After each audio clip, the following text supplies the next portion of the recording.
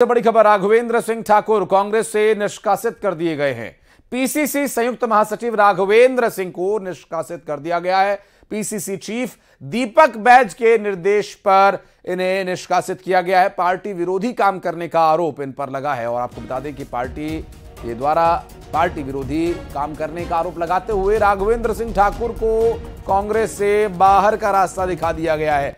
इसमें पीसीसी संयुक्त महासचिव राघवेंद्र सिंह के निष्कासन के बाद इस पूरे मामले पर पीसीसी चीफ दीपक बैज के निर्देश पर निष्कासन की बात सामने आई है। दरअसल पार्टी विरोधी काम करने का आरोप राघवेंद्र पर लगा है।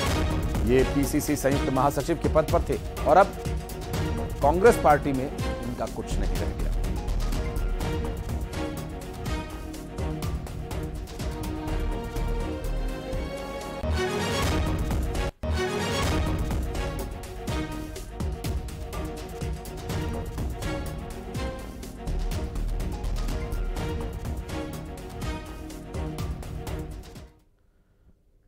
और लोकसभा चुनाव के दूसरे चरण के लिए अब प्रचार का शोर थम चुका है।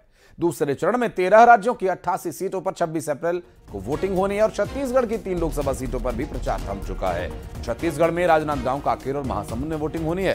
छत्तीसगढ़ के राजनांदगांव से भूपेश बघेल और ताम्रध्वज साहू जैसे दिग्गज चेहरे चुनावी मैदान में हैं, जिसपे कि भारतीय जनता पार्टी ने ताम्रध्वज साहू के खिलाफ महिला उम्मीदवार को उतारा है। तो वहीं राजनांदगांव में संतोष पांडे भूपेश बघेल के मुकाबले भारतीय जनता पार्टी का प्रतिनिधित्व करेंगे। कांकेर की बात करें तो यहां पर भोजराज नाग को भारतीय जनता पार्टी ने अपना प्रत्याशी बनाया है और यहां बीरेश ठाकुर कांग्रेस पार्टी के प्रत्याशी हैं कांकेर लोकसभा सीट से। और कांकेर ही से शुरुआत करते हैं। खिमनारायण हमारे सहयोगी हमारे साथ जुड़ गए हैं। अभी खिमनारायण, भोजराज नाग और जिस तरह से उनकी लोकप्रियता है, माना यह जा रहा है ग्राउंड पर कि भारतीय जनता पार्टी ने एक ऐसे चेहरे को चुना जिसकी स्वीकार्यता उनकी जाति के, उनके साथ जुड़ने वाले लोगों में तो है ही, आम लोगों में भी उनकी स्वीकार्यता। हालांकि क्या होगा आगे स्थिति तो देखने की बात होगी, लेकिन अभी क्या है स्थिति, कैसे कैंपेनिंग हो रही है, डोर टू डोर चुनाव प्रचार के लिए पार्टियों ने क्या कुछ तय किया है, क्या कुछ है जानकारी अपने पास?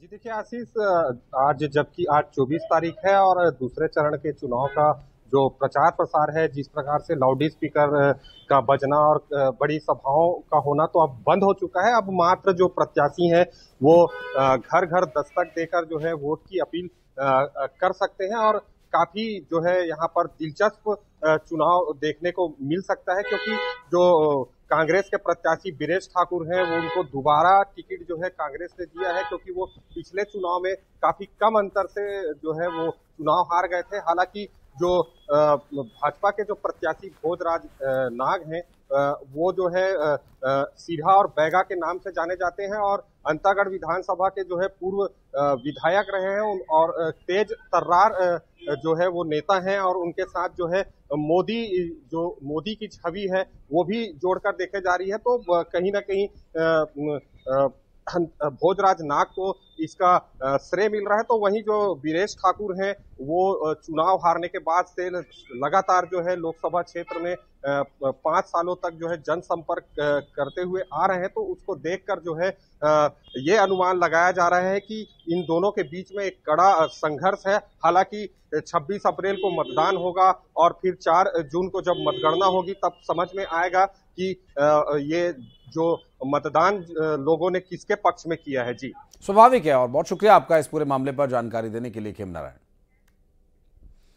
और आज प्रधानमंत्री नरेंद्र मोदी ने अंबिकापुर में एक चुनावी सभा को संबोधित किया और इस दौरान उन्होंने कांग्रेस के घोषणा पत्र को लेकर विपक्ष को जमकर कोसा। और प्रधानमंत्री नरेंद्र मोदी ने कहा कि कांग्रेस के घोषणा पत्र में मुस्लिम लीग की छाप नजर आती है। उन्होंने कहा कि कांग्रेस ने देश में धर्म के आधार पर आरक्षण देने की कोशिश की, तो दूसरी तरफ SC ST और OBC के आरक्षण को कम करने की कोशिश की।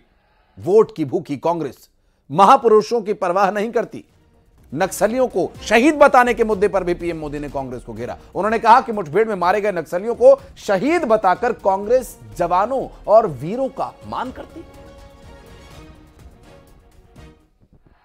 तो कांग्रेस की मुस्लिम लीगी सोच को देश के सामने रखना चाहता हूं।